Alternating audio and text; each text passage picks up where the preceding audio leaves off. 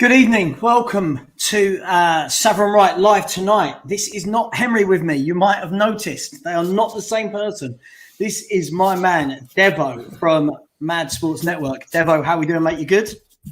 I'm good. I'm very good. I noticed on there that it's just Premier League and Champions League. You might want to change that in a few weeks' time. You've ruined my line. I was going to start talking about how your beloved Arsenal are not in the Champions League. But listen, I know you're a football man first and foremost. Yeah. I'm guessing you watch all the Champions League games still and got a keen interest. I try to watch as much as I can, but that's kind of, I have to weigh up my time between having a kid, keeping the missus happy, and watching football on the weekend. So sometimes the Champions League games kind of get pushed aside, so I can watch all games on weekend. But I always keep up to date with the scores, watch as many highlights as I can, and keep up to date with all the good stories, such as Haaland just being an absolute robot. But yeah. Listen, we were going to start there in a minute. Just before we do, welcome to everyone in the chat. There's a few of you inside already. A few names I recognise, a few names I don't. So welcome to you all.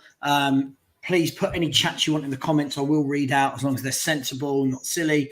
If anyone did want to put any super chats in or any donations, that money does go to the British Heart Foundation. It goes straight to charity, not into my pocket. So if you want to do that, you know how to do that. Devo, tonight this isn't a Spurs show. As you know, this is as Devo is Arsenal. So lay off him. He's one of the good Arsenal fans. We're just waiting. Bring it on. We're just waiting for Gav to join as well. Look, let's jump in, mate. Let's talk about the Champions League from last night and tonight. Only one place to start. This guy does not stop scoring goals. I think it'd be fair to say it wasn't a vintage Man City performance tonight. They struggled for shots on goal, but when they need a bit of magic, I mean, the ball. Have you seen the goal? The ball from. I've seen the goal. Oh, yeah.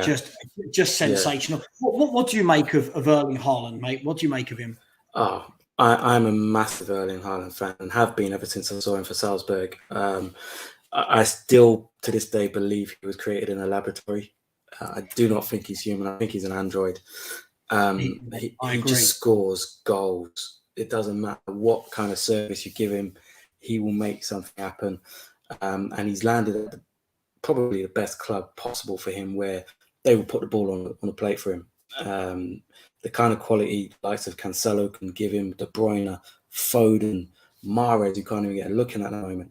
You know, all of these players, what they're capable of doing in a split second, all he has to do is make a run. He knows the ball is going to be put where he wants it. And he is going to score an unbelievable amount of goals in this Man City side.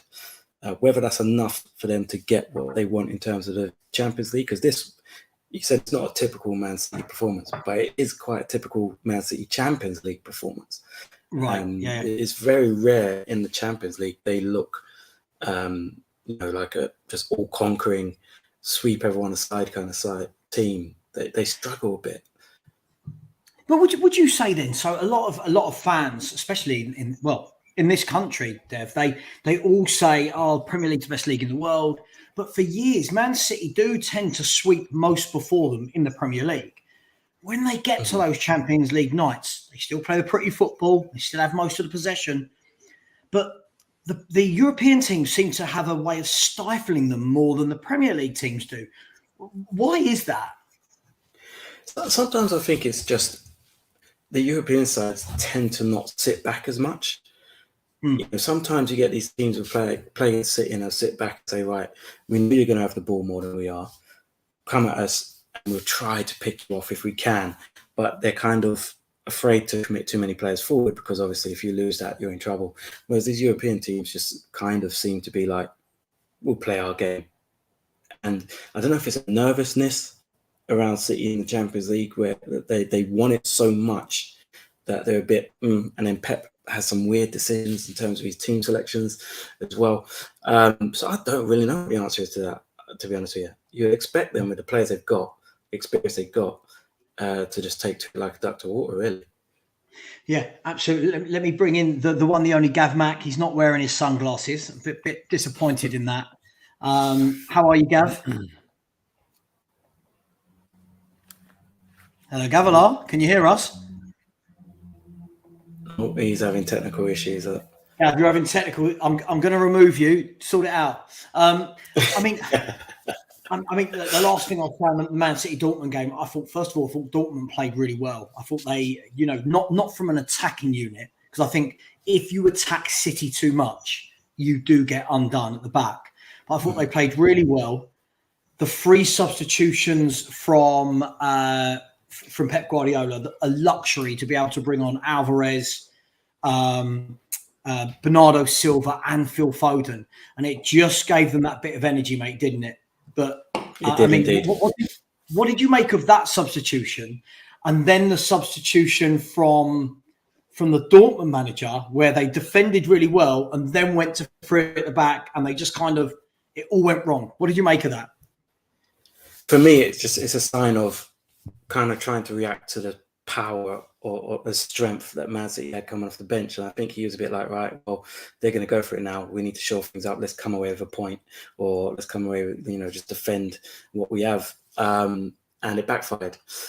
Mm-hmm. Dortmund, as well as they defended in that game, Dortmund have never been known for, being the stingiest of defensive sides. I think they made some good signings in the summer. Schlotterbeck and Özcan coming in. They do look a lot better defensively than they have in previous years, but I do believe changing that kind of played into Pep's hands a bit. Absolutely. I'll give Gav welcome. Can you hear us this time? Yeah, I'm good now. Yeah, I had to do a bit of a reset, but I'm good now. Good. We all need a reset every now and then, Gav. We all need it. We all need it, mate. I'll give you the last word before we move on. This is the first game we started with, City Dortmund. That man again, Haaland. How does he get on the end of these crosses when it looks like he shouldn't score? Other strikers don't score that. What does he do? I just realised this is the first game. I thought you'd already done Spurs already and we moved on. But no, not yet. We'll get to Spurs. Don't worry, we'll get to Spurs. And I'm sure lots of people in the chat will have some things to say. Of course they will. Hey, look, we all know that Haaland is a beast. Davo and I, massive Bundesliga merchants, been watching this guy week in, week out for the last couple of seasons. Well, anytime he's fit. 26 goals in 21 games now. It's wild, isn't it? He's just a freak of nature. There's no striker like him in the world right now, or over the last couple of years. There might be players that have scored more goals than him, but his athleticism is special. He's a big boy. He's strong. He just puts himself in situations that most strikers would probably run away from, and he has no fear. And that's probably why he gets injured so much as well, because he has no fear factor. And as his career goes on, he might have to be a little bit more conservative with it. But at the moment, just enjoy yourself, enjoy your football, get on the end of stuff. Yeah, absolutely. Devo, moving on from Man City, Dortmund, Real Madrid beat Leipzig 2-0. They beat Rangers 4-0 last week. They're a bit of a machine in this Champions League, aren't they? Even when you feel like they might be dropping in the Liga, not now, but even in years gone by, they raise their game, don't they, for the Champions League? They know how to get it done. They're the exact opposite of Man City in what I said earlier, where Man City take to the Champions League and they look a bit shaky. Real Madrid kick their shoes off, put their feet up. We've been here before. We know what we're doing. Do you know what I mean? It's just second nature to them. Even when it looks like they may struggle, they know how to pull it out the bag. Even at the last minute, scrappy winner, whatever it takes to win in this competition, they seem to figure it out. So you would expect them to be last four. If they go out before that, I'll be shocked. Obviously, it does depend on the draw, but whoever they're up against, you would fancy them because they are Real Madrid. Benzema has been brilliant for the best part of 2-3 years now. He's not scoring the goals at the moment. They've got others stepping up. Vinicius, Rodrigo, Fede Valverde scored 2 goals in the last 2. Asensio's a quality player. A lot of people forget that because of the injuries he's had and his dip of form. Quality Did you see Valverde's goal from the weekend? I did indeed. Yeah, ridiculous player. Oof. And this is a man who couldn't necessarily get in the side because of the Casemiro, Modric, Cruz, trifecta. But Fede Valverde is a top player, brilliant player. And if you just let him off the leash, you'll see how good he is. Yeah, absolutely. And if I'm not wrong, I believe I saw a brilliant goal at the weekend from Rodrigo as well. Oh, yeah. Just The dancing game was through wild. the defense. It feels like someone actually at my work the other week said to me, he said, for as good as Ronaldo was, Madrid feel more like a team now, where there isn't really. I know Benzema. Listen, I'm not saying Benzema's not a superstar, but there's not that ego in amongst the team now. It feels like they're all pulling in the same direction. They've lost those big characters. In the run last year, Gav, to win the Champions League, I think they knocked out PSG, Chelsea, Liverpool. These are big clubs they're knocking out. Yeah, they're mad. And I think you're right. And you can speak to many Man United fans that, deep down, they probably say the same thing about Ronaldo at their club right now. He hasn't started many games this season. And the games that he hasn't started, United seem to be clubbing together a bit more. It's almost like how, because he is the superstar, he is the GOAT in some people's eyes, everything has to go through him. He's not a team player anymore, Yep. So like when you do remove him, there's a lot more cohesion. Otherwise, it's just like, right, okay, where's Ronaldo? We've got to get the ball to him. If we don't pass the ball to him, he's going to kick off. He's going to moan about it. So now that I haven't got that, Benzema's able to come into his own again, because what he's doing now is the reason why they signed him 10, 11, 12 years ago from Lyon in the first place. He is the focal point. The midfield is like an engine room. There's just so much churning of the ball in the middle of the park, feeding it out to the likes of Rodrigo and Vinny, and getting it up to Benzema. Real Madrid are brilliant. I watched the game in its entirety at the weekend, and even when they could have gone a goal down in the first minute, and then even when they did go a goal down, they were never in doubt. I didn't feel that they were ever going to struggle. And like Devo said, when it gets to the Champions League as well, yeah, they're special. Yeah.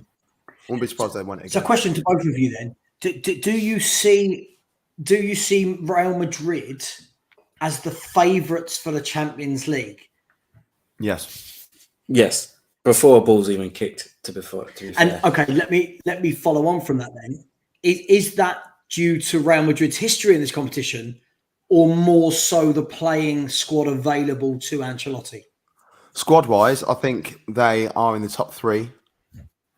Right now, I don't think there are more than two teams that could compete with them man for man right now in the Champions League. But then the fact that they won it under those circumstances that they did last season, they've added players to their squad, and they are just gelling nicely. Luka Modric is 37 years old, and he looks like a prime 23-year-old. How is that? Special player. Yeah, very special player. He was moulded at Tottenham, lads. We made him into the world. We're like Real Madrid's feeder club. That's all we do. Yeah. We've all been there, though. To be fair, listen, Christian Romero will be the next one. He'll be the next one, lads. Good player. I won't be surprised. Good player. That were us with Barcelona. To be fair, we did that at Barcelona. We'll wait till his contract to run out and he can move across North London. Okay. This is an interesting point from the one and only Tyson Fury, and good luck on your fight with Joshua. We'll come back to this when we talk about Barcelona in a bit, because I think these two are very special players, both of them. And I think now we're starting to see a crop of young players across Europe that are coming through that are very special. And then this next post from Luan kind of sums it up just at Madrid, right? That, in the last few years, they have lost Ramos, Varane, Casemiro, Ronaldo, but they have now got the likes of Vinicius Junior, Rodrigo, Valverde, Tchouameni, Camavinga. It just seems like they've got the right kind of succession planning at Real Madrid, doesn't it? With some really, really talented youngsters. It's nice that they're actually integrating the kids into the team as well, don't you think? Yeah, I think for a long time it looked like they were just going to do away with the future, because it was, a lot of people thought, where's the next wave of talent coming from? then they splashed decent money on Vinicius and Rodrigo, to be fair. Decent money on Tchouaméni and Camavinga as well. But it was a conscious decision to say, right, we want this to continue. Once the likes of Modric has to hang up his boots at some point, Casemiro's been moved on, you'll start to see Camavinga starting more games. Tchouaméni, they'll. I like what they did with Camavinga when they first brought him in, because remember, he was 17 years old. 17, 18, when he broke through at Rennes. They give him a bit of chance to understand the Real Madrid philosophy, bring him on as a sub, let him learn the trade, and then I imagine towards the end of this season, beginning of next season, he'll be one of their key midfielders. Because it's a hard place to go and play at Madrid. The fans are ruthless. You cannot hide in that team. So I think it's nice that they just chucked him in and said, right, you have to play every week. And that will probably bode well for his future. Absolutely. Let's move on. Just quickly before we do, Rooksy Pop. I always call you Rooksy Poo. Big up to yourself, mate. I hope you are well. A Schalke fan, if I'm not wrong. Rooksy, let me know. Mate. Don't tune into our Bundesliga show on a Monday night. Listen. You leave him alone. Listen, first of all, thank you very much for the super chat. He's gone on to say, an unpopular opinion, but I thought Ronaldo's first spell at United was when I enjoyed watching him most. Also, how high will Emerson Royal finish in the Ballon d'Or? Let's take these two subjects separately. I genuinely think that those 2 or 3 years at Man United, I know he was there a bit longer the first time, but when he had actually established himself away from being that 18-year-old winger with lots of skill and no end product to the 40-goal a season man, I thought that was his best football. For me, that's when I felt like he was at the peak of his powers rather than just a goal scorer at Madrid. Would that be harsh? Am I belittling the man by saying that? I agree with that. I think for those who hadn't seen prime Cristiano Ronaldo, well, I wouldn't say prime because he went on to be the best goal scorer of all time. But young Cristiano Ronaldo, who was beaten mad for pace, he had the skill, he had the trickery. He would just take a game by the scruff of the neck. And we saw it in the Champions League, what he did to us in the Champions League with that free kick from about 55 yards. He was capable of just saying, right, give me the ball, lads. I'll win this game for you. And let's not think that the United side, there were stars in that side. Berbatov was a great player. Tevez, brilliant player. Rooney. Ronaldo was like, don't we lot worry, give me the ball. And he was unstoppable. He was absolutely unstoppable. So, yeah, I'd agree with that. I think if you're just looking at stats only, like a lot of people do nowadays, then it's Real Madrid every day of the week. But if you are actually looking at the eye test, it has to be his time at Man United in his early days. He was like, just echoing what Devo was saying. He did something different every time. And that's the worst thing about it. So even his free kick taking, he might have the same stance, but the way he take him was different. He'll whip one, he'll drill it. That the one against Portsmouth, arguably one of the best free kicks I've ever seen. 2 seconds. Just pulled me ear out. There we go. Yeah, don't do that. You need your ears. I need those. Yeah. Unless you become an artist. Yeah, there you go. Mackie Van Gogh. But I just think his time at Real Madrid was unbelievable. But performances wise, just we're watching 90-minute games week in, week out. You can't take away his first time at Man United. Yeah. Unreal. Absolutely. Well, let's move on. And just an interesting stat from Luan, I hope you are well, who said Ronaldo is still the last player in the Premier League to win a Ballon d'Or in a Premier League team, and that was 2008. So that means for 14 seasons, the Ballon d'Or's been shared between Messi, Ronaldo, I think Modric got one, and Benzema's just won it. Did Benzema just win it? He's about to win it. He's about to win it. Right.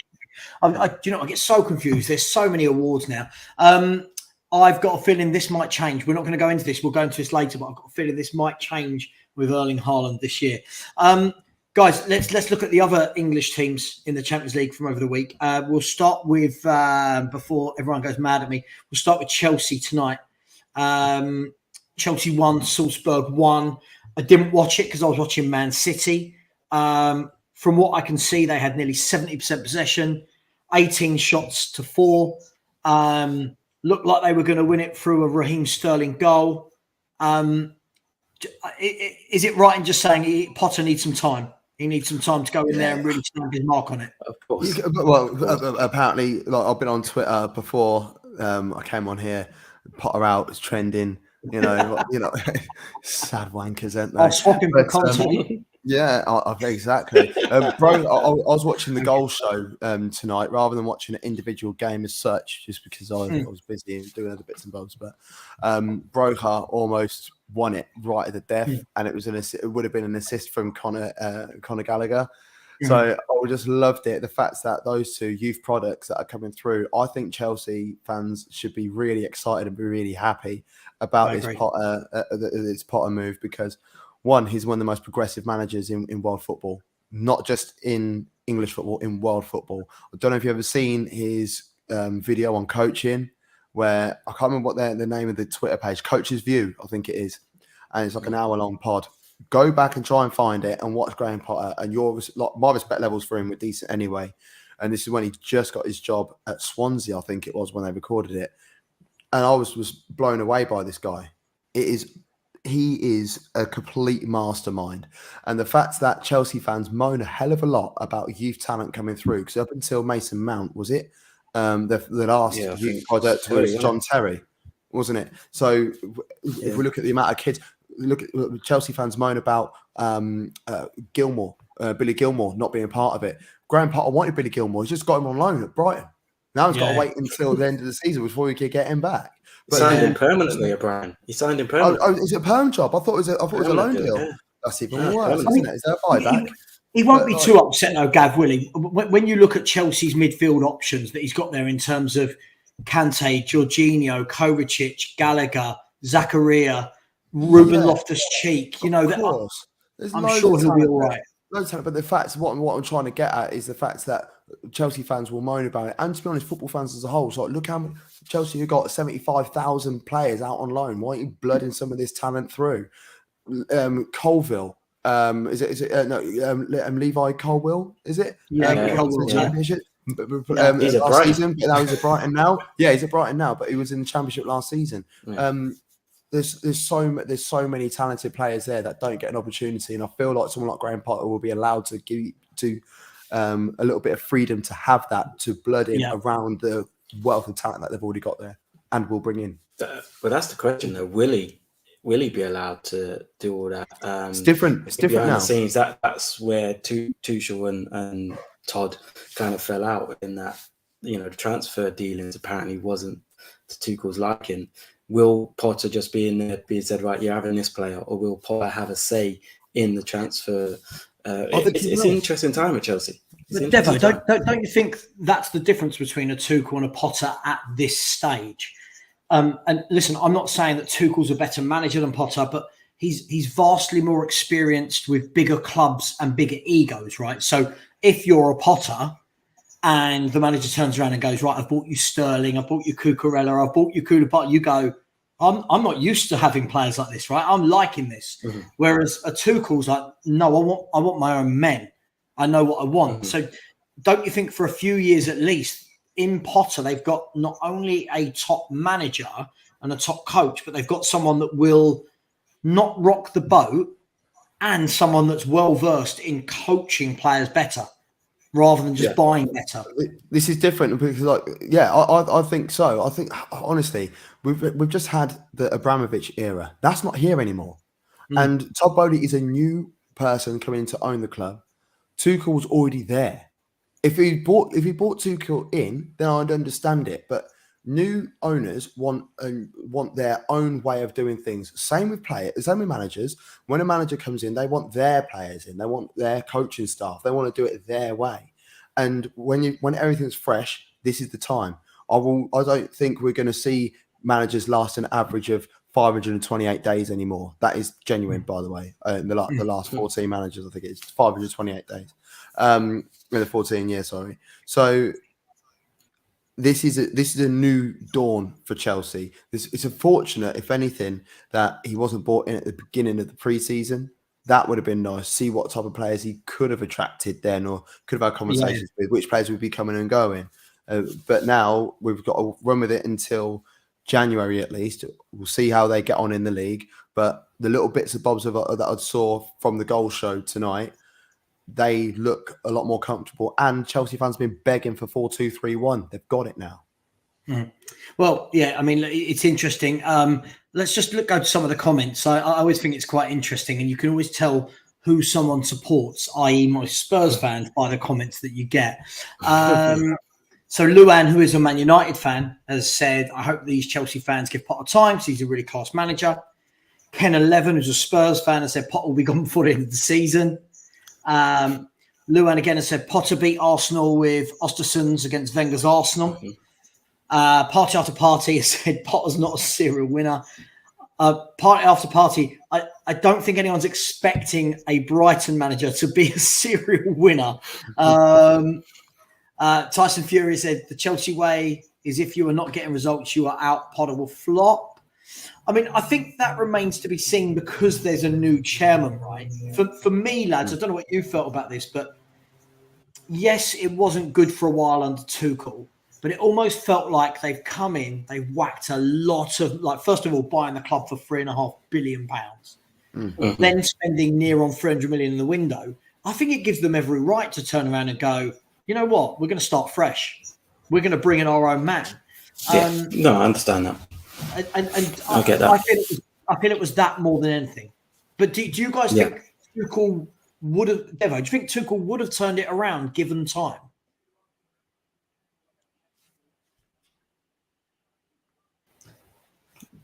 Oh, sorry, I lost you there. Go. You're back. Tuchel. I'm back. Do you think Tuchel would have turned it around, Devo, given time, had he not been sacked? No. Why? No, I don't. I've never been a big Tuchel fan, to be honest with you. I said when they signed him that he's not who they think he is. I saw a lot of people saying he's a tactical genius. I don't know where you got that from. I didn't see that at Dortmund. He had a good Dortmund side that was left to him. He done all right with that side. Went to PSG. I could probably win a league at PSG, to be honest. I think the only manager who didn't was Emery. He done all right at Mainz, but I've never seen what people were saying. Yes, he won the Champions League. I'm not going to downplay that achievement. It's a massive achievement. But I don't think he would have turned it around. I think his style of play for Chelsea, who have usually, even Mourinho was swashbuckling at Chelsea. Do you know what I mean? One of the best defensive managers of all time. He had one of the most entertaining sides at Chelsea. They've kind of grown to like that style of football. Even Lampard had them playing attractive football. They weren't getting the results, but they were playing attractive football. So it was only a matter of time before Tuchel was going to get the sack because his style was stifling some of the creative players they've got there. I think where Chelsea will really struggle is that they need to have a number 9 who puts the ball in the back of the net. Yeah, they would have hoped that's Aubameyang, and if you give Aubameyang enough chances, he will score. We've seen that throughout his career. He won't be played like wide left like he was at Arsenal. He'll be played through the middle, and I expect him to score quite a few goals for them. The amount of players around him that will create for him. Yeah, I agree with you. Gav, last bit on Chelsea.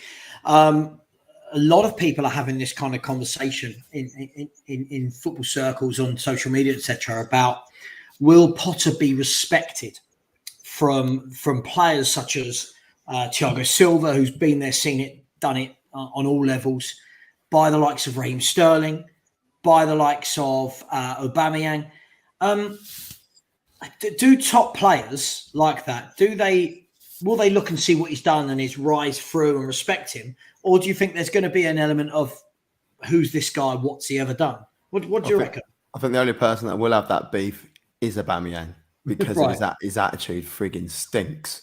As we've seen it, he starts off well, then he starts getting a bit shitty, and then ends up moving on after a couple of seasons. Yeah, you have to respect what Graham Potter has done in this game. He was doing like local Saturday park football and got the opportunity to move to Sweden. He took a team from the 5th division to the top flight, winning silverware as well, getting them into Europe. He's then gone to Swansea, got them playing some nice football that Brighton said, hold on a minute, who's this guy? And look at what they've done. They gave him a 6-year contract to Brighton. Yeah. And Brighton have been playing some lovely stuff over the years with basic players. Really, on the whole, there's been one or two that have been a little bit special. And no goal exactly. No proper out and out 9.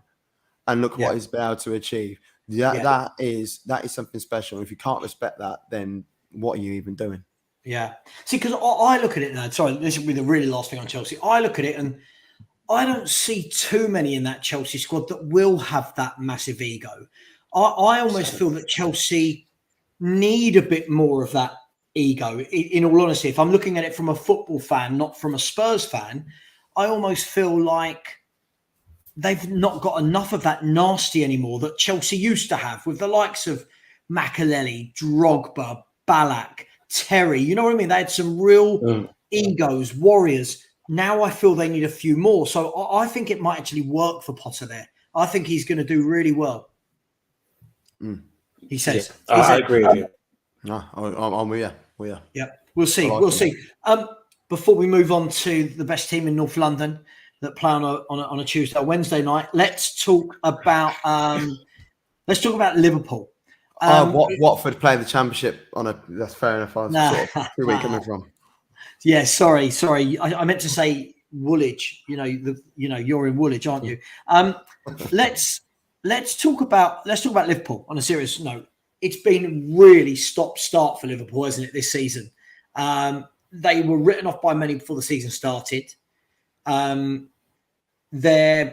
You can see he's trying something different this year. Harvey Elliott is playing a lot, who I think is a special talent. You're seeing a lot of Fabio Carvalho. Joe Gomez has come back in. They've had about 10 to 12 first-team injuries. Win, lose, draw, win, lose, draw. What do we make of Liverpool after last night? Could that be the catalyst, that late goal, to kickstart their season and they go right back up that table? Maybe. Football's a funny game. Things like that can really kickstart your season. I think what they really need to do is they need to sort out their midfield issues. I think that's been their main issue this season. I think they have had some horrendous injuries in there. Thiago's missed games. Henderson's not been in there. Fabinho's been off form. Milner's 28 times 12. He's been around for donkey's years, James Milner. I think they like. Didn't he make his debut when the Queen was brought in like 7 years ago? Is that when he? Yeah. Yeah, he was outside. He was outside the Abbey that day, wasn't he? He came on for Stanley Matthews or something. Came on for Stanley Matthews. I remember him. I remember him bursting onto the scene and at like 16 at Leeds, right? Leeds, yeah, youngest ever player in the Premier League. And now it just feels like he keeps going and going and going. But Devo, you're right. For me, what I noticed immediately yesterday is that Thiago Alcantara is a player that so many people underrate, but the difference Liverpool have controlling the game with him and without him is ridiculous. It's like night and day. How important is it they keep him fit for the remainder of this season? He's 31 and loves an injury that he's not going to be able to last the whole season. I'm actually a little bit worried about Liverpool. I'm a little bit concerned about them from a football point of view. As an Arsenal fan, I couldn't give two hoots. From a football point of view, I actually think they're tired. I think that's what the problem is. I think they are fatigued from last season. They played in every conceivable game last season, and the preseason wasn't the longest either. And then they've gone back into it. There's an expectation. Players were missing for AFCON last year.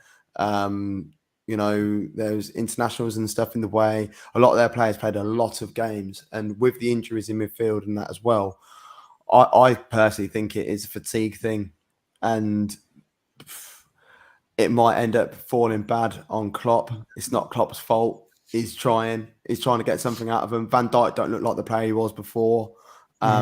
Van Dijk and Gomez together as a partnership doesn't work. Robertson isn't looking the way that he normally does. You know, Liverpool fans are crying out for Tsimikas. With all that said, though, Gav, with all that said, I just again, this is not as a Spurs fan, it's a football fan, right? I'll just make that clear for any opinion I give in this show. When I look at it and comments like this about their core is old, I think other than the central midfield area, which you can see he's blooding in Harvey Elliott and Fabio Carvalho, is it that old at Liverpool? Because when I actually look at it, Robertson's not old, right? Trent Alexander-Arnold's not old. You've got Elliott, Carvalho, Diaz isn't old, Núñez isn't old, Jota's not old. You know, are we all overreacting to what has just been a bad 6 or 7 games? No, we're not. No, we're not. I don't because think that midfield is old. Like Henderson's 31, coming up to 32. He's been playing for a long time, and he's not really doing it anymore. He's never been a really skillful player anyway. He's the talker in the middle of the park. We know this. Fabinho, what's he now? Is he coming to 30? If he's not he's older 30. than 30 now? It's 30. He must be coming up to 30. Yeah, Milner genuinely is 36, coming up to 37. Harvey Elliott needs a defensive midfielder behind him. Yeah, of course. And someone else going ahead of him. Thiago's 31. So then it's just like, I don't know. They need, like, when all this talk about Bellingham coming in, you know, I think he might be a bit too young to carry Liverpool. I think he can add to Liverpool right now, and he'll be a brilliant player. We know it, but he needs a Fabinho. That's my worry. I think Liverpool are in the transition period. I think that's what we're starting to see. I think the loss of Mane was huge. Mane was a big time player for them in terms of basically dragging them out of games and getting points where they probably wouldn't have. He had to go to pay Salah. Salah is getting on in age. He's not been the same player this season. We've seen it many times. Players get big contracts and they don't seem to have that same hunger and drive. Perhaps that's what's happening here. I think, you know, party after party said it. Van Dijk, Henderson, Alisson, Fabinho, Milner, Matip. These are all first-team players. They're all first-team players. And they're all over 30. So it's the whole spine of the team which they're having to replace. They've put things in place. Diaz, Núñez, Jota, Elliott, Carvalho. These are all parts of the puzzle. But even Jota was injured last season as well, though, weren't he? Yeah. You can't just throw them all in at once. That's the massive transition you're trying to keep up with Man City. He knows only 28. Right. So I think the worry for the rest of the league is if Liverpool do go and get a Bellingham, because even though he's young, he's experienced already, right? He's played at top level. I'm going to go against the grain here. I think that win yesterday against Ajax will kickstart this season, and I've still got lots. No one will agree with me, and I'm comfortable with that. You know that, lads. I've got Liverpool still down to finish second this season. I think they'll come with a run, and I think they've got too much firepower. And once everyone's fit, I just still think there's not too many teams with what they've got squad wise. That's just my opinion. I think they finished second. Savva, do you reckon then that win yesterday almost has come at a bad time? Because their next game isn't until the 1st of October now. And against Brighton. There's two ways of looking at it, right? Did it come at a bad time, or has it come at a time now where the injured players can now spend the next few weeks working on their rehab and getting fit?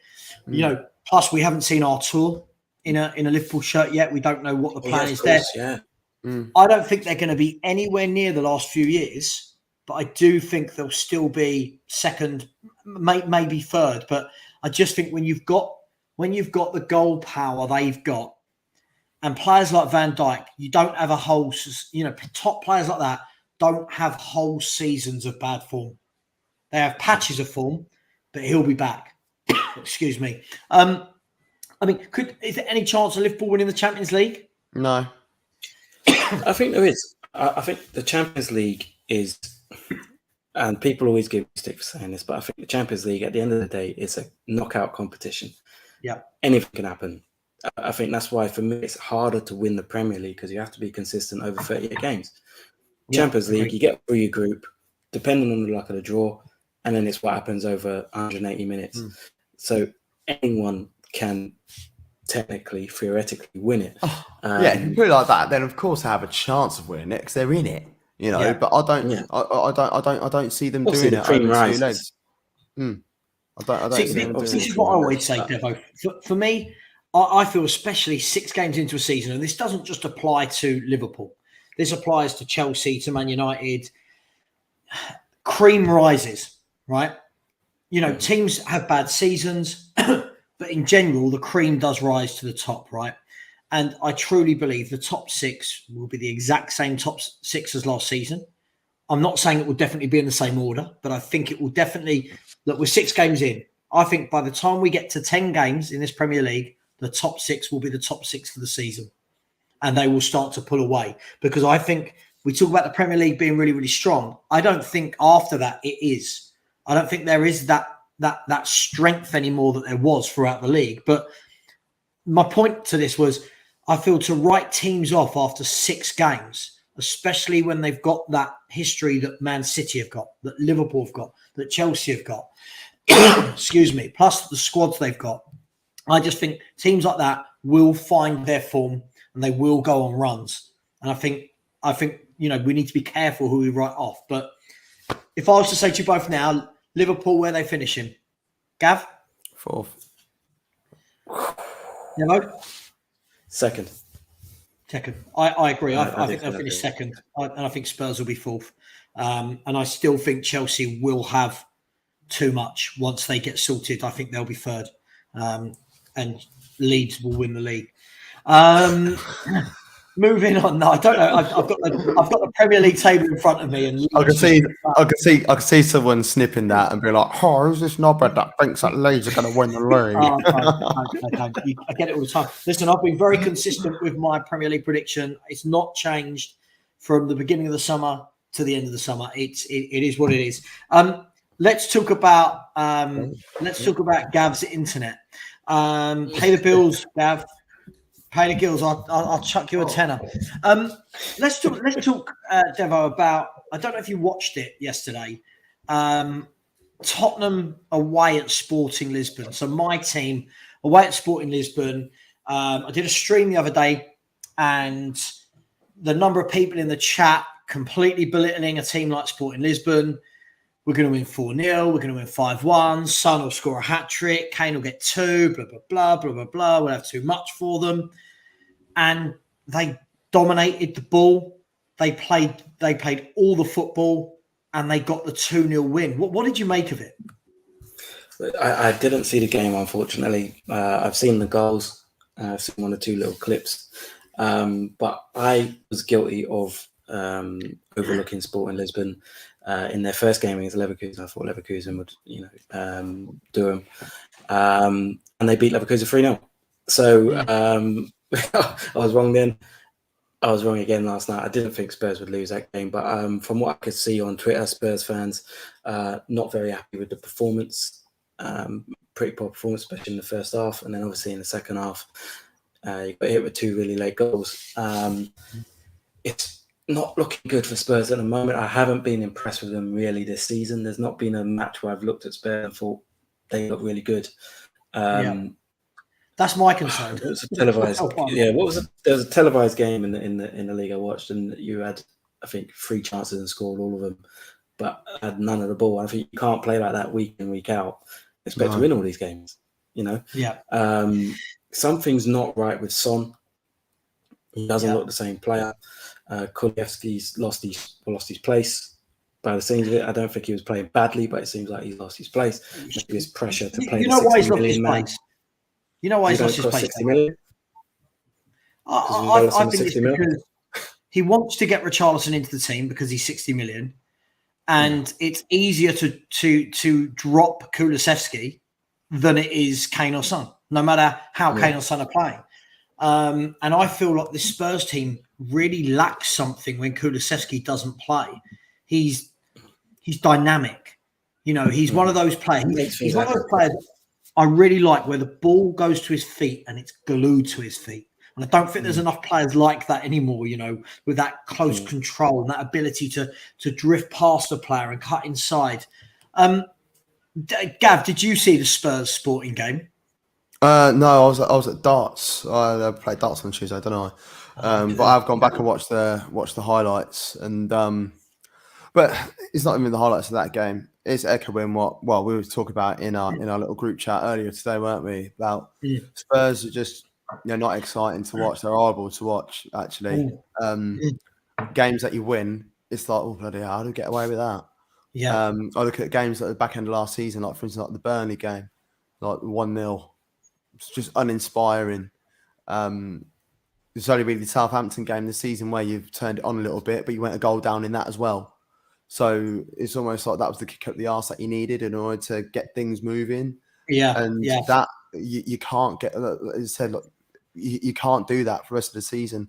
And I know like there'll be a clutch of Tottenham fans out there that will probably be thinking Conte's the guy because we want to get trophies. And we want to ensure that we're playing Champions League football, getting top 4, whatever. But you also want to be entertained when you're watching football. You won't ever be entertained. But I think it's to a point now where it's desperation time to get a trophy. It's desperation to get a trophy. So you need to go out there and do something. So as far as I'm concerned, keep him, get an FA Cup or something. Just get that hoodoo off your back. Then go get a. It's a shame. It's a shame that Potter's gone, because I reckon a Potter going to Tottenham would have been a complete match made in heaven. I honestly believe that he would have got you playing some attractive football, defensively still kept you astute, probably walk away from the back three, even though you can play a back three or four. Because I think if you're out there on a regular basis playing a back three, the creativity levels are slipping. I think I said in the group chat about Eriksen. Yeah. Mate. Do you know what, Gav? The funny thing is, it's funny how we all look at football through different lenses, right? And I'm not saying anything is right or wrong, but if I show you a selection of Spurs fans, how different everyone is, right? And I'm not saying any of these are right or wrong. So you've got Sparkle away said, I knew we would lose that game. Party after party, who is a Spurs fan, by the way, said, yesterday's loss was an anomaly. We'll bounce back versus Leicester. I said this to him earlier on YouTube when we were talking. For me, there's no correlation. We should batter Leicester. They're bottom of the league and look dreadful. That's got nothing to do with losing midweek to Sporting Lisbon. Emerson Royal, we'll talk about him in a minute. Romanchu comes in and says, if we win against Leicester, we've won 5 and drawn 2 for the international break. And it is an outstanding start. It is an outstanding start, yeah. But it is. But that then comes back to what we were just talking about. What are we watching? Now, there are fans, and I said this to somebody yesterday, if the question is always asked, would you be happy playing this football if you won the league? And I always say, yeah, but we ain't winning a league, right? Football like this, in my opinion, is not sustainable, because when you're scrapping the 1-0 wins, playing poorly against Wolves like we did, or against Forest, right? Drawing to Chelsea and West Ham, and we shouldn't have even drawn those games. It's okay to play like that and you say, okay, well, we ground out a result. But when we play like that, like we did yesterday, and then we watch Porto, who I was told, Trincao is a flop from Wolves and Marcus Edwards is a flop from Spurs, and all of these things. I watched them play us off the park, beat us 2-0. That's not sustainable. Lads, what do you make of that? Can a team play that bad every week and win? This is the thing. This is why I said to you, I'm not going to look at the comments and get triggered by stuff. Don't do it. And I'm getting triggered now as well. Can people stop reading frigging stats and try and spout it off to me? Look, your man goes, it's our first competitive loss in 19 games. Are you watching football? Are you watching it? It makes your eyes bleed. Now, I love watching. I would love to see a Tottenham demise as an Arsenal fan, but as a football fan, I like watching football. Like I said it to you boys in the chat earlier on today. Like Pochettino made me stand up and watch Spurs. I actually used to enjoy sitting watching Tottenham Hotspur as an Arsenal fan, because it's football and it's entertaining. I want to be entertained. If I'm paying all this money for Sky, like 80, 90 quid a month, and I'm going to watch football games at X amount of ticket and X amount for my train fare, I want to be entertained while I'm doing it. Tottenham aren't doing that right now. And if it keeps going this way, these 1-0 wins and 2-0 wins that you're scraping as wins when they start turning to draws and those draws start coming to defeat, that's when all eyes will be on Conte saying, oh, well, we didn't sign that player, we didn't sign that player. You know, you've got no creativity in the middle of the park. Maybe think about changing a formation, probably playing Richarlison through the middle and Kane a little bit deeper. So you have got that creativity there. And just something just to mix it up a little bit. Kulusevski can still start there. You can then turn around and saying Son on the right, Son on the left, Kulusevski on the right, Kane in behind, and Richarlison through the middle. Yeah. You know, and then you can. Conte is married to his system, though, isn't he? He's been married to this system for many years. He's been successful with it. When he was at Chelsea, he started playing with the back four. It weren't until Arsenal put 3 past him, and then on the hour mark, he was like, "Well, I don't really need to change something here," because like defensively, have you got Tottenham got a decent enough defenders to play two central defenders and Dyer and Romero. Dyer doesn't look good in a back four. He looks great in a back 3, but that doesn't look great. Let's not use the word great. Last season. He never looks great. No, last season he was great. He was great last season. He's been good the last 18 months. He's good, but he turns his back on everything. He turns his back. He's not good in the air. But what I wanted to come on to with this is, you hear these things all the time, right? So when I say I just want to see some football, people say, oh, well, he hasn't got the personnel to play better football. Or, you know, not everyone can play like Pep plays. I'm not even asking. So I'm not expecting anybody to play the way Pep Guardiola does, the way Wenger did at Arsenal, the way United did with Fergie. All I'm saying is we watch every game as Spurs fans. The midfield is horrible. There's no possession. There's no give and go. You know what I mean? There's no one-touch football. It's all very much transition quickly to the forwards. And I think clubs are working this out against Spurs now. It's obvious. They don't let Kane and Son get in behind, and we're not as good. Now, the reason I think, lads, we will definitely finish top 4, I'm going to say this, definitely, is because we've got Kane, Son and Kulusevski and Richarlison. We've got goals. We will finish there. But as a football fan, I watch the way you lot play. I think we've got a better squad than you, but I'm not going to get into a debate about that. But I'm watching the way you play football. I'm watching the way even Leeds are knocking it about this season. Brighton, Brentford. And I'm thinking to myself, how can Conte, with the squad we've got, not get any sort of enjoyable football for the fans to watch? Because you play 3 at the back. That's the whole reason. Because you play 3 at the back, you can't sacrifice anybody. Because if you're playing 3 at the back, you need to when you're playing a back 3, your fullbacks, your wing backs, effectively are meant to be part of your attack, aren't they? They are a midfield 4, effectively, but they're not. They're not, because unless you're playing against a team with a high line, and you're able to do them a little bit on the break or something like that. Because then you've got Højbjerg, who I absolutely adore, by the way, and Bentancur. You need those two to do the dirty stuff. Arsenal went through this when we were playing 3 at the back as well. Went through the same thing. You couldn't put anyone creative alongside Xhaka at the time. It was Xhaka and whoever. And now it's for you, it's Bentancur and Højbjerg. You can't swap one of those out and put someone more creative. Basuma has a bit like a wider range of passing, but he's still a defensive-minded midfielder. So you haven't got the... This is what I said about Eriksen. Eriksen was free, you know. But then, even if you were to sign Eriksen, it wouldn't make any difference. That's it. Because this comment, Gav, this is the one. That's the one. Gav, the thing for me is this, right? Is all I hear from Spurs fans is, right, this is Conte's system. Conte doesn't play with a playmaker. I'm like, okay, cool. Conte's system then relies on the wing backs being your outlets. Your wing backs assisting.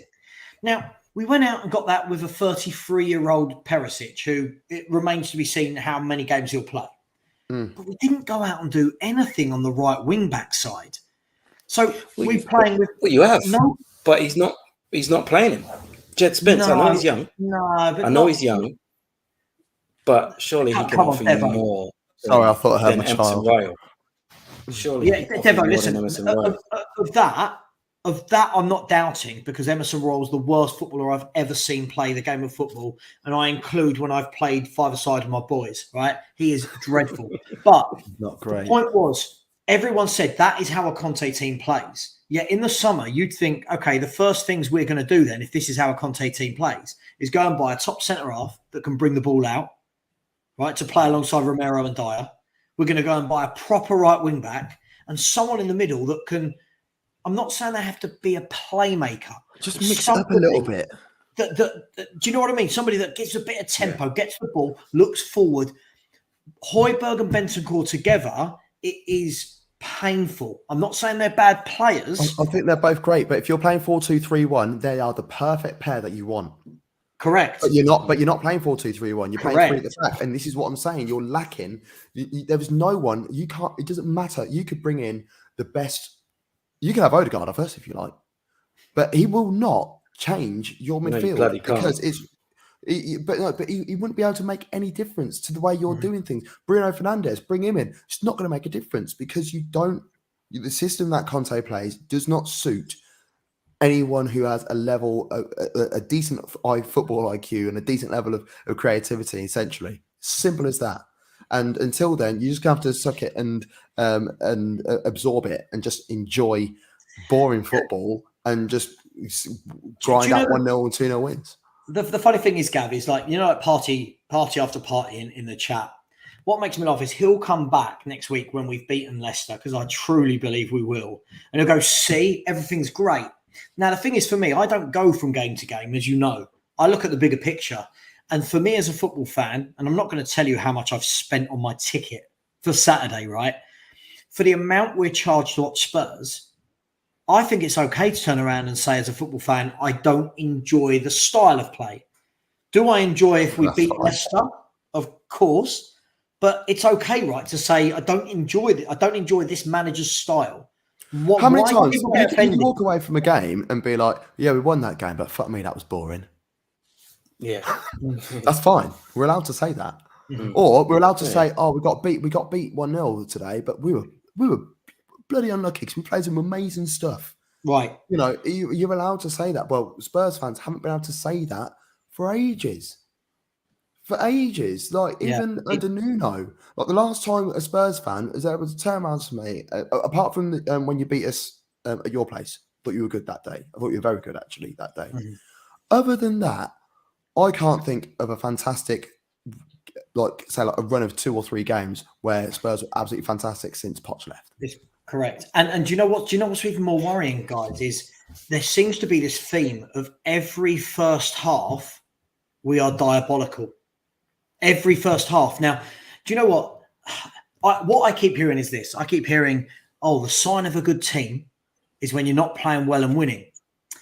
That's the sign of a team that normally plays well, but on the off chance they don't play well, they still win. That's not the sign of a team that plays badly. Right. Like Man City tonight, weren't at their best, got the win. But it's different when a team is always playing poorly. Like every game this season Spurs have played, maybe other than Fulham. And Southampton. Right? And even Southampton, we started really slow, looked sluggish. We never come out the blocks flying. We're very conservative. It just looks like teams have really worked out how we play. This guy makes me laugh. Conte's last 35 games is 20 wins, 8 draws, 7 losses. I don't feel like you're listening, party after party. I'm not doubting. I'm not doubting that we're an effective team. My point is that as a paying fan, party after party, tell me, do you pay? Do you go to the games? Because as a paying fan, and it costs me nearly £100 a ticket. We'll talk about that later. Plus to get there, plus my program, plus however many beers, Dev, you've seen me drink, however many beers I decide to put away, right? Yeah. I'm nearly £250 down to go and watch Spurs at home. Yeah, I think I've got a right as a fan, as has anybody else, to say this football isn't me. So there's a huge difference between these types of stats and saying that we're playing badly. Dev, why do these type of fans get offended? Why do they feel that if a fan like me doesn't enjoy it, that I'm bad, I'm not a good fan? Why is that? I don't know if it's a new thing, but it just seems like some fans, unless everything has to be good with your club. If you're a fan of the club, everything has to be great. I don't know if it's just fans of top six clubs who have grown up with success around, well, relative success around their club, and therefore think everything is great. If I don't say it's great, I'm not a real fan. I don't understand it. You know, I've supported Arsenal all my life, and I've seen some great highs, and I've seen us be absolute dog shit. And when we are dog shit, you have to say, look, this isn't good enough. What I like about you, Savva, is you always speak about having standards. And I think because if you have your standards here, you shouldn't drop that just because you love your football club. Agreed. That doesn't make any sense. You know, you are winning games and you are doing well and you are, but as I don't think it's sustainable. I think the same thing, you know, United were winning games under Solskjaer for a period, but they were playing dross. And we all saw what happened there. It's not sustainable. You can't play that poorly and keep winning games. And I think the big thing for Spurs is, I said it in the group, if he gets injured, if his ankle goes again, or you know, if he drops form, you're in deep trouble. Because Son, don't know who this Son is. It's not the same guy who was around last season. Kane is the linchpin for everything good that Spurs do. We've got no creativity because Kane is that guy. Kane puts the ball in the back of the net. He assists. If he goes, Conte's system's flawed. So I would worry if he does pick up an injury. I know Richarlison's been brought in to kind of ease any of those fears, but he is not Harry Kane.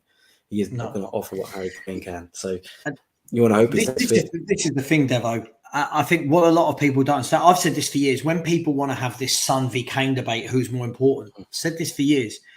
Son, whilst he's a terrific player that scores goals, Kane is a terrific player that scores goals and drops back and links up play.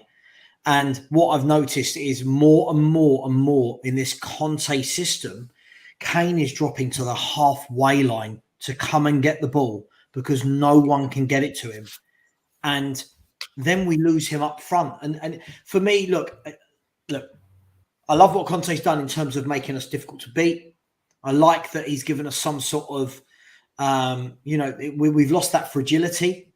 We are compact. We work hard. We're workmanlike. It's just not for me. It's just I just don't enjoy this football at all. I was told give him a pre-season and we'll see Spurs come flying out the blocks and play great football and they'll all look fit. We look slow. We look ponderous, but we keep winning games. So what do you do as a fan, right? What do you do? The other way you can look at it is, you're putting points on the board while you aren't playing great. At some point, you're going to hope that will click, and you know you might get to 8-9 games in, and you guys hit a rich vein form, and then boom, you're sweeping teams aside. The only thing is, I haven't seen any evidence of that being possible. You can't see Spurs playing that kind of football where they're going to brush teams aside. But football's a funny old game, isn't it? It is. And Ken 11, thank you. Yeah, I've been doing some shows with Rants and Bants. He's a good lad and knows his football. And he's honest. I like fans like that. I find sometimes when I do shows like this, guys, I find them almost therapeutic because there's no bias, right? But then when I look into the chat comments, some fans of their own club can't be objective, can they? There's no objectivity. No, everyone else is crap. The same fans all summer. Gav, you were on the show with me when I was in New York. The same fans saying that Haaland would flop. He's not suited for Premier League. Blah blah blah. And you just think, come on, guys. Let's move away from Tottenham. Just want to talk about one more of the Champions League games. Which was billed to be the big one. Bayern Munich versus Barcelona last night. I don't know if either of you saw it, but Barcelona looked absolutely breathtaking in the first half. Should have put the game to bed, didn't finish their chances, and then Bayern Munich came out and literally had a 15-minute spell where Bayern Munich looked like prime Bayern Munich that are going to sweep all before them. but a great game, some great team, some great players on show. What do you make of these two teams, Gav? Well, Bayern are Bayern, aren't they? In the league, they've been slipping a little bit. I think a little bit of complacency has been coming in. They've drawn their last 3 games. One of them in particular, I'm not actually surprised that they drew that because that was against Union Berlin, who I friggin' love at the moment. Are they top, aren't they? They're top of the league, doing bits, man. Yeah. Their stadium, man. As soon as they turn up at home, man, it's just their home form for the last 3-4 years has been phenomenal. But back to Bayern, rested players at the weekend against Stuttgart at home in preparation for this Barcelona game because these games are coming thick and fast. And after the international break, I think they've got an English week as well, which is when they play like regular fixtures in the middle of the week. So there's a lot of rotation that's going on there. Bayern, I love them, but I'm worried about them. I'm worried about Nagelsmann. Because if you don't turn things around, they will chop him. And I'm worried about Upamecano. And Devo and I were talking about him in the Bundesliga show on Monday night. But Barcelona, this is a new Barcelona, isn't it? It's a new breed. Xavi's at the helm. He's got them playing some beautiful, beautiful stuff. They've got great talent there. It's a shame about all the shit that's happening off the field, which I feel isn't really affecting them on the field at the moment. They're blowing a lot of teams away. I was looking forward to that game. I watched it back earlier on today. And I wasn't disappointed by it. It was a good advert for the competition. Yeah, it was. It was typical Bayern, though. It's typical Bayern. Not playing at the best, but if you give them a period in the game, they're ruthless, and that's exactly what happened. That Barca, brilliant, missed chance after chance. Bayern came into the game for about 15 minutes, bagged 2 goals, and said, "All right, we've done our job."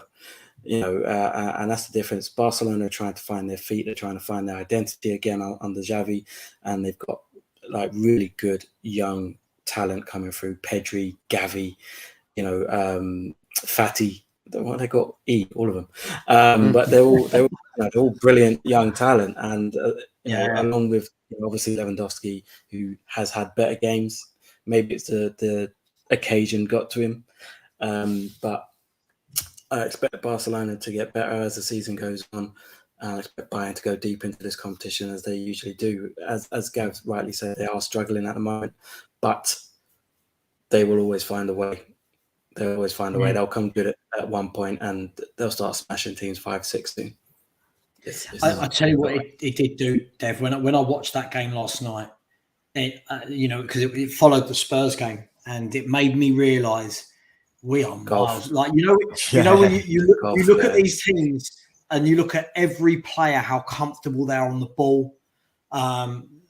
It's not just how comfortable they are on the ball; it's how quick they move the ball. There's one thing being a good player, but doing it at speed. And I was watching Pedri, Gavi, Sabitzer, Goretzka, and Kimmich, and it was like, love Musiala, man. Musiala for me.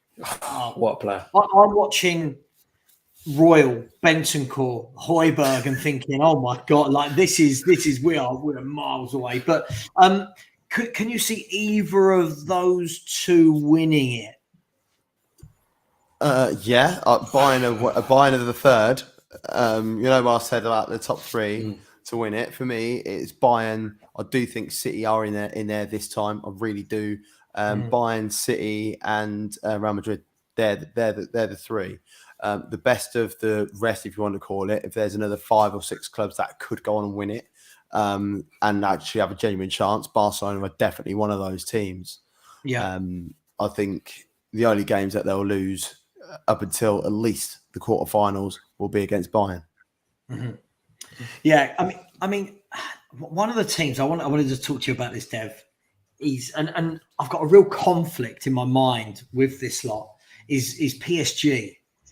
Now, I hate everything about PSG from what they do, how easy their league is, all this kind of stuff. But I'm looking at what Mbappe, Neymar, and Messi have done in the first, hang on, let me go to it. The first 7 League 1 games compared to what they did the whole of last year. Now, I don't know if you've seen this. Neymar has 8 goals and 6 assists in 7 games. Mbappe's got 7 goals. And Lionel Messi, who he stopped being a striker these days, he just floats around in midfield. He's like Pirlo now, isn't he? He's literally like a deep line playmaker. So, brilliant. And he's got 3 goals and 7 assists. So he's got 10 goal contributions. Mbappe's 7, that's 17. And then if you add the 14 of Neymar in 7 games, they've got 31 goal contributions. Now, yes, it's the French league, but are we seeing a manager's getting the best out of them? Because clearly they weren't doing that under Potts last year, and everyone said this front three won't work. They all scored tonight, I believe. Mm-hmm. Was the Neymar bag? The Neymar bag, one of them. Yeah, Neymar got one late on, didn't he? I think. Oh, is that the late? That was the late one. Yeah, the other two scored. Yeah, for sure. Was there a yeah? So Messi scored, Mbappe scored, Neymar scored. Yeah, they all got one. Yeah. Is there an argument that these 3 could take them all the way, or is there just not enough strength throughout the team? They're part of the ones outside the top 3 that can go on, and that I believe will go on. One of those 3 will win it. Yeah. But if they don't, it'll be one of those. I actually fancy the French league. You're like the French league connoisseur. Yeah, and like it weren't until last year when you started doing like the French show when I was like, do you know what? Let me turn some of this on. But PSG are streets clear of everybody else, so everybody then thinks, oh, the rest of the league is shit. It's not. It's actually really entertaining. A lot of top talent comes from that league. I don't doubt that. I just think it's become. It's become kind of manipulated by PSG, right? And the perception is that because PSG are miles ahead, everyone else isn't very good. There's some good players that come out of the French league. I just wonder, we know they're going to win the league, right? I don't think that's not even a debate. No. For me. Devo, can they at least do better than they did last year in this season's Champions League? It's a tough one. I think the front 3, if they could keep them all fit, if they could get Neymar to actually play a game in March, then they'll have a chance. But the problem is that outside of that front 3, if they don't click, or if you can somehow nullify them, which is a very tough task, but if you can, the midfield, Verratti's a very good player. You can bully him. If you've got some players in there that will get in amongst them, you can bully him, and they can be bullied. PSG. Marquinhos, brilliant centre back. Ramos, has he still got it? Do you know what I mean? I'm not sold on Donnarumma. Don't think he's a very good keeper, to be honest. I think he was great in terms of his potential as a 16-year-old. Now he's a bit of age. I don't think he's that good a keeper. He hasn't has he, Devo? No, I don't think he has. So I do think they can be cut at. It's just you have to stop that front 3. Can you do it? So, is there any danger, Devo, that they won't get out the group? They're at the moment, their group, they're top with 6 points from 2 games. They're top with 6. Benfica also have 6, and then you've got Juventus and Maccabi Haifa both on 0. From that position, I reckon PSG will end this group with a full amount of points. I just think they get all the points. Yeah. The reason why I don't think they're gonna, Juve are awful at the moment. They've been bad, and I've been watching a lot of Italian football this season. They're not entertaining. He's going to get the sack sooner or later, mate. Yeah, he's on his way. But then he's got a giant contract, and Juve haven't got a great deal of money or something at the moment. I've been reading.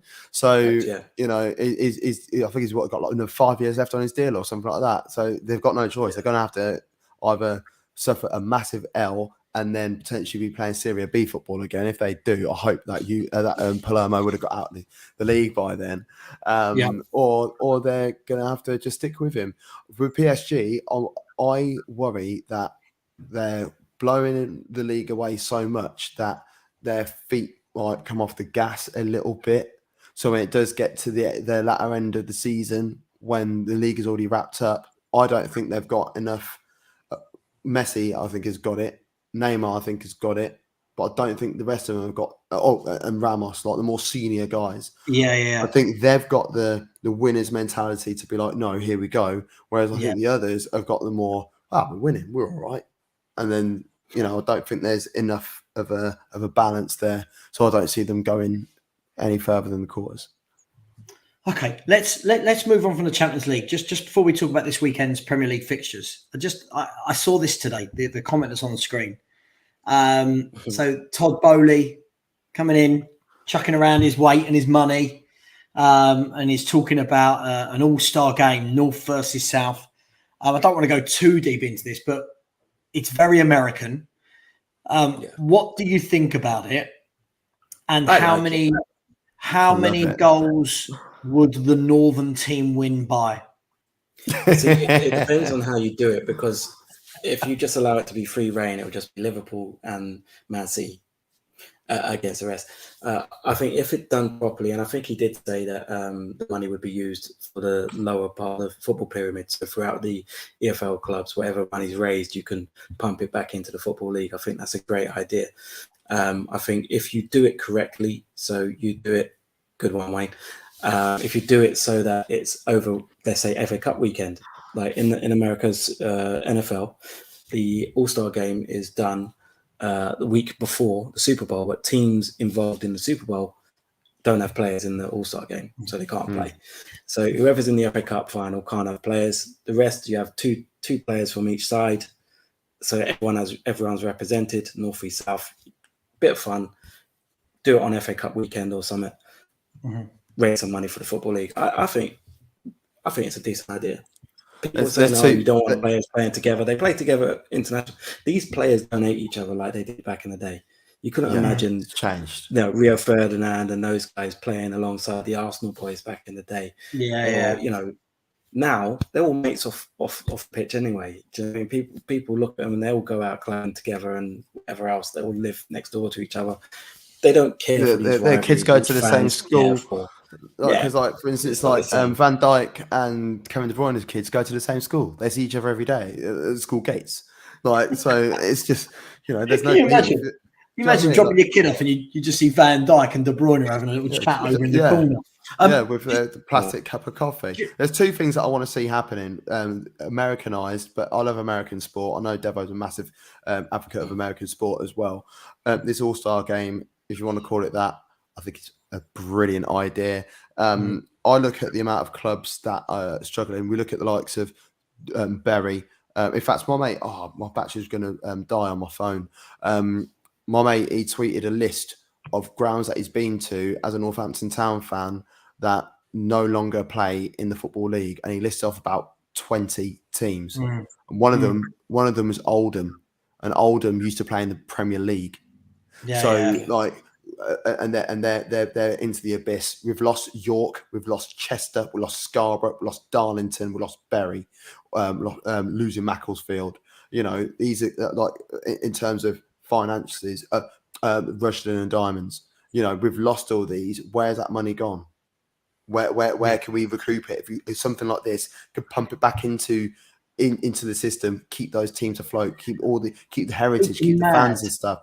But the other Gav, thing, it's just mad, isn't it? That when you look at the money that flies around football, that any time a club gets, I'm not talking about a top club. I'm talking about when you've got a smaller club that needs 200 grand, or they go into administration, or the players can't get paid, and you think, are you telling me that the Premier League, whatever, the top clubs can't deal with that? Can't between them go, right, here we go. We're going to give you this money, but also with that, we're going to give you a financial manager, who's going to keep the club afloat and do everything right. Yeah, I like that bit because, one of my pals, he gave a brilliant analogy. This is from about 2 years ago when I was doing two up top. But, great analogy. You've got a sandwich shop on the corner and it's struggling, but Subway is down there. Should Subway then give the money to this little sandwich shop on the corner? Well, no. We are still competitors.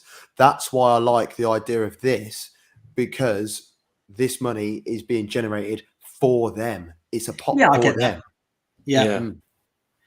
Yeah, I think when you look at it from that angle, I think it's a good thing. I think a lot of football fans, we think first and foremost, don't we, about our own clubs and our own players, and we don't want them playing extra games. But I think when you take a step back and think about, I go to Dartford when Spurs aren't playing. I go down the road to watch Dartford play in the National South. It's a great day out, right? Lovely it's ground as well, isn't it? Really nice ground at Dartford. Yeah, that they should be higher than they are, but it's what it means to all the fans and the old fans that have been going for 50, 60 years to Dartford with their scarves, and they're there come rain or shine. And I look and I think, how many clubs across the country have this loyal support? And it's a shame. But look, let's move on, because we could talk about clubs going into administration all day long. I don't want to keep you guys for too long tonight. I just want to quickly go through this weekend's fixtures and just get some quick predictions. So I don't want to go too deep into each game, but the first game is one of the worst managers in the league for me, against a team that constantly are battling. Aston Villa at home to Southampton. And you know who I think is one of the worst managers. Southampton, you never know what you're going to get. Aston Villa, I think, are diabolical. I know they got the draw against City, but what do you guys think? Just give me a quick roundup before Devo needs to go. I like Southampton. I like what Hassan Howe and the club are trying to do. I think their business model is quite clever in trying to take the top talent from the best clubs' academies, knowing full well that they'll probably be able to sell them on for treble the fee. Villa, I think they run completely the wrong way. I think Gerrard is a fraud. It will be found out. I think he's soon to be sacked. And I do think Villa if it's at Villa Park, I think Villa will win this game. I think Southampton play nice stuff, but they fall short. Well, yeah, they fall short. I think Villa will win. I'm with Devo. I'm probably going to go boring and go with a draw, and the reason why is because of that. I think Southampton have got the better personnel, but they don't travel very well. So it's goals, isn't it? At Southampton, it's goals. Yeah, they're struggling. By the way, just quickly before we move on to the next game, that centre half they've got, is it Bella Catcher? Kochop, yeah. Guy from Bochum, yeah. Give it a year, 2 years. 2 years ago, when he got through and inspired the Bundesliga at 17. You mean Southampton? I was like, this guy's special. Oh, that's awesome. Liverpool, sorry. It'll be at Liverpool. Yeah. Good player, very good player. Okay, so Devo's going for a home win, and Gav, you're going for the draw? I'm going for a draw, yeah. I'm going to go for Southampton. I just feel like, I don't know, I kind of want them to win. I know I should be impartial, but I just don't like Steven Gerrard. I think he's wasting what is a very good squad. But moving on. Nottingham Forest versus Fulham at the City Ground. Nottingham Forest, I know they've just come up, but for the amount of money they've spent and for how much the manager's been backed, there's two arguments. One, you would say give the guy loads of time, but this is the Premier League, right? They just come up. You don't get a lot of time. They're struggling, guys, aren't they? They are not picking up points. This is a terrible, terrible transfer market they've had for me. They needed players because they had a lot of loan players in the first place. So they needed to replace a lot of players. They've signed 4 right backs in this window and 3 left backs. How do you? Yeah, it's Gareth Southgate vibe, isn't it? Gareth Southgate with money. But imagine you're the first right back signed in the transfer window with money. But imagine you're the first right back signed. I think Bianconi was signed as a right back from Troyes. You see 3 more right backs come through. Yeah. How are you getting names? For me, it's just mind-boggling. I love Steve Cooper. I think he's a brilliant manager. It's like Harry Toffolo. I thought Toffolo had a brilliant season last season at left back, and then he's seen Lodi come through the door. It's like, bro.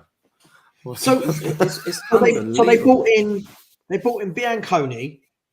They bought in Serge Aurier. Nico Williams. I mean, I don't know where Omar Richards plays. Omar Richards is a left back. Yes, left back. Omar Richards can play right back. So is Lodi, right? Lodi's a left back.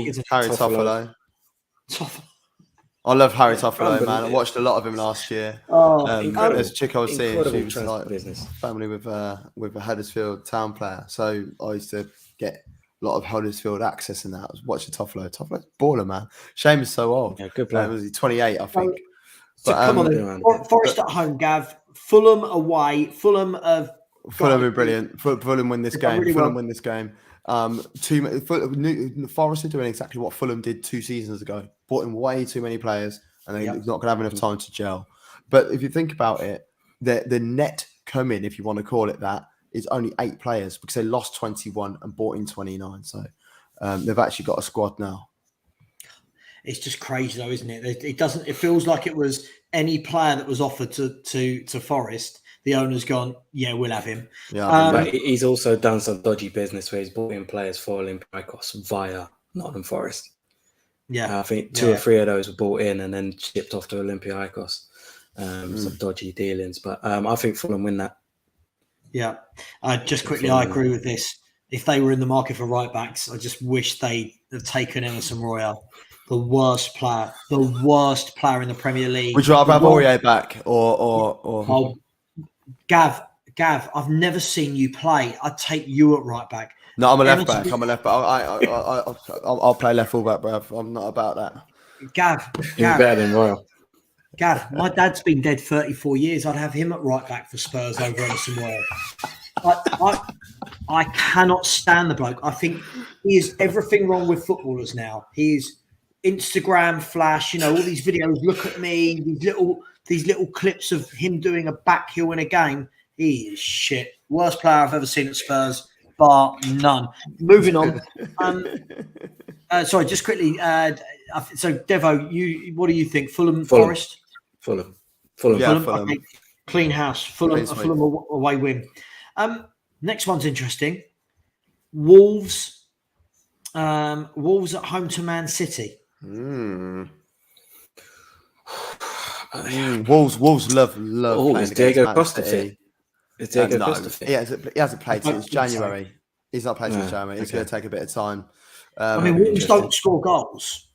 Yeah. I think they're a great team. I think they play I think their midfield. If I could pick up their midfield 3 and whack it into Tottenham's team, I'd be over the moon. Which one would you sit out? They played with Neves at right back. Look, Man City drew the last league game away at Villa. Can you see them dropping another game immediately after that, or do you think Wolves can hold them? No. City win this game. Wolves have been. I think Wolves have been all right this season. They've been all right to watch. It's hard to break down, isn't they? Hard to break down. They don't score enough goals. That's the issue. So, City win this game, but it's not going to be an easy one. Wolves have got a good record against City in the Premier League. Yeah, I'm going to go for a draw. I think I'm going to go for a draw in this one. If it is a draw, then that little 5% of me that thinks we're going to win the league will probably go to 8%. We'll get to your boys in a minute. I think Man City will win. I think the funny thing is any game Man City don't score 4, people go, "Oh, they didn't play well." Do you know what I mean? Like that's what's expected of Man City now. That Haaland only scored 1. It's washed. Yeah, he's gone. Yeah. He can't handle it. He can't handle it on a Saturday morning in the Black Country of Wolves. You know what I mean? He can't handle it. Okay, the next game. I think I know what we were going to say for this. Newcastle at home to Bournemouth. The Callum Wilson derby. Newcastle versus Love Island FC. Newcastle hands down. The Ryan Fraser derby. Yeah, I like the Callum Wilson derby because Callum Wilson is a relatively handsome man. Newcastle win this game very comfortably at home. They are going to be relentless this season. You know what? I think it's really going to click for Newcastle. I think Isaac looked like a great signing because Callum Wilson was the only one really carrying a constant goal threat. I think Newcastle are going to steamroller them. I don't think Bournemouth are as bad as they were, but I think the behind-the-scenes turmoil, they haven't really brought anyone in. I said when we was doing the championship show before, I did say I think Bournemouth made their signings last season with the aim of getting promoted and saying, right, Yep. this is us. Because they spent a lot of money last season. Not a big club. People forget what their stadium holds, 12 people, 18 people at a push. You know, 18 people. So it's not a very big stadium. They're not a big club. They can't really do what Forest are doing. Do you know what I mean? Yeah. They're struggling. I mean, I say that they've just picked up 4 points from the last 2 games since Parker was sacked. A lot of me thinks that was more that new manager bounce rather than they're going to survive. But fair play to them. When I look at the table now, what Bournemouth they're both got 7 points, which is quite funny because Newcastle have played some lovely football this season. They've been unlucky, but they've only lost 1 game. They've drawn too many games. They're the draw specialists at the moment, so they need to start turning these 1s into 3s. And when they start doing that, then they'll cruise up the table. Mm-hmm. And just off the back of what you said, Dev, I think Isak is a very good player. Again, Gav, I think you were on my show a few weeks ago when the signing was made, and everyone again belittling, oh, he's crap. He's come from Spain. He will flop. Immediately in the first game, scores 1, goal disallowed. Looks sharp as well, doesn't it? 3 games to go, and then I'll let you go, Dev. I promise. Just quickly, Tottenham at home to Leicester. Can you guys see anything other than a Spurs win? Unfortunately, no. I'm hoping City will. Brendan Rodgers will be stacked next as well. Yeah, I'm hoping City win. So therefore, the Saturday can end with them on top of the league, and not you lot, because I can't be asked to listen to that. Yeah, I mean, look, every part of me thinks Spurs should steamroll these guys, right? I mean, they're not playing well at all, but this little thing, and I don't know if this is because I'm old as hell, but Dr. Tottenham just worries the crap out of me that we're playing a team that haven't won a game all season. and every part of me thinks it'll be 3 or 4-1 or 3 or 4-0, but there's just that niggle. I've been a Spurs fan way too long. Your game away at Brentford, the Man United Slayers. What do you guys reckon? How do you think your lot will get on? I think we've learnt our lesson from last year, and we're in a better position, strength-wise, mentality-wise, personnel-wise, than we were last year. Brentford are very good. I didn't think we were going to beat Brentford last season when we played them at theirs at the opening day of the season, and I was right. And I'm hoping we're going to be right this time. I think we're going to beat them at their place. Devo, you agree with that? Mate, I really like Brentford. I like what Thomas Frank's done over there. I think they're a really solid side. I don't like playing these kind of games where we're expected to win. It's just one of them things where it's a banana skin. We're just waiting to slip on it.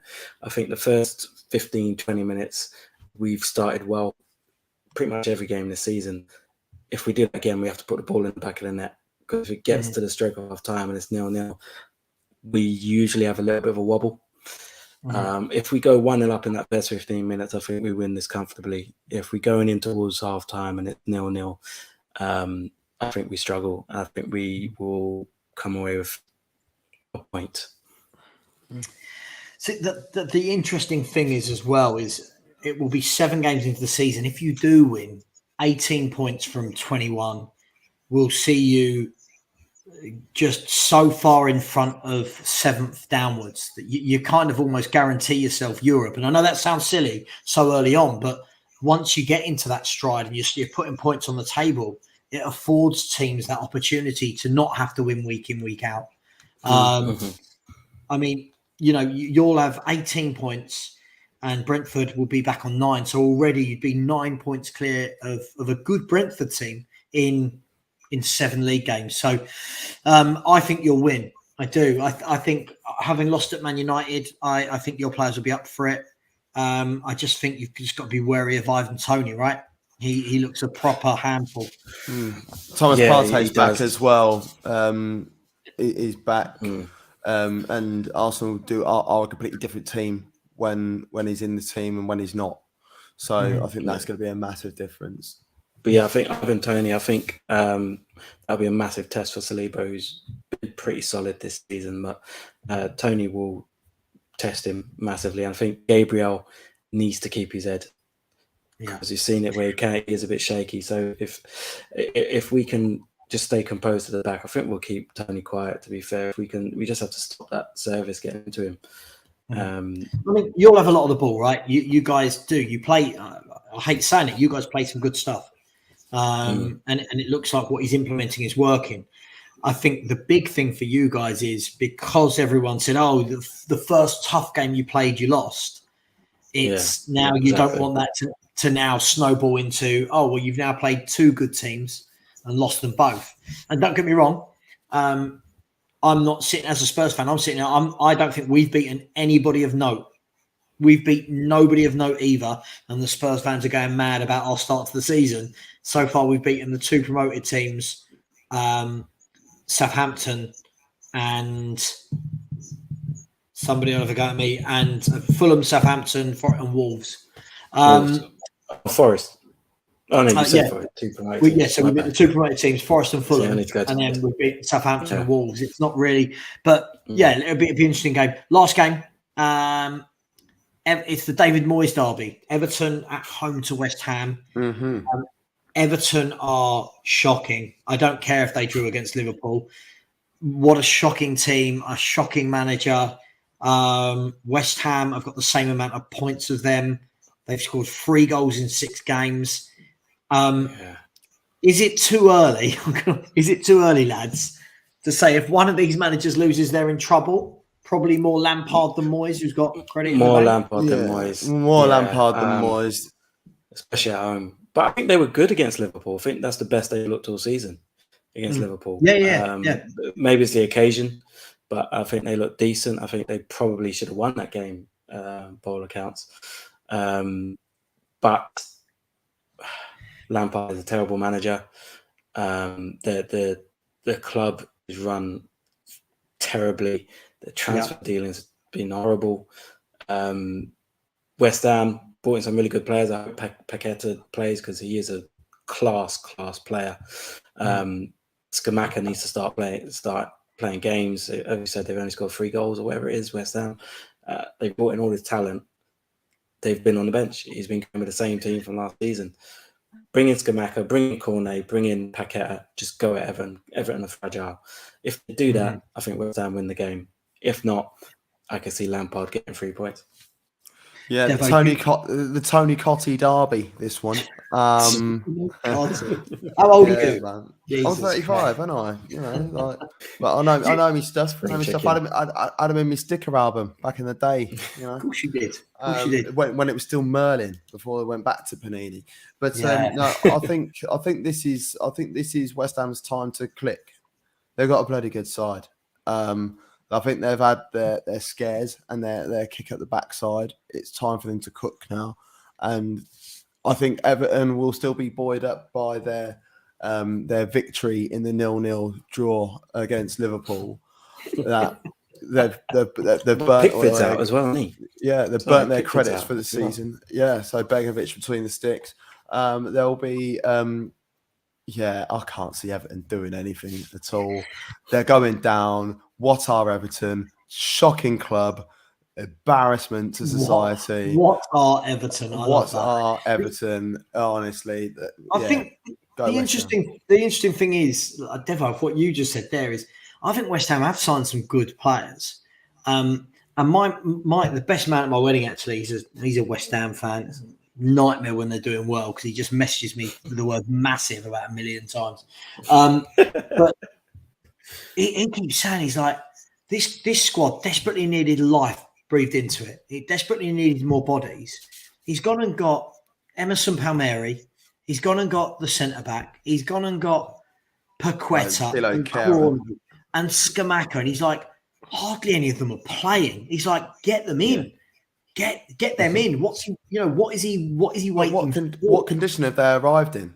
You know, what look like a Diego Costa for Wolves at the moment. If they've turned up in terrible condition, they can't just lob them straight in. Scamacca's played in Europe. He scored goals in Europe. Yeah, it's been all right. But I feel like Tilo Kehrer, he weren't playing a lot before. He's then come in and he gave away a penalty in his first game. He looked so off the pace. He just weren't with it at all, man.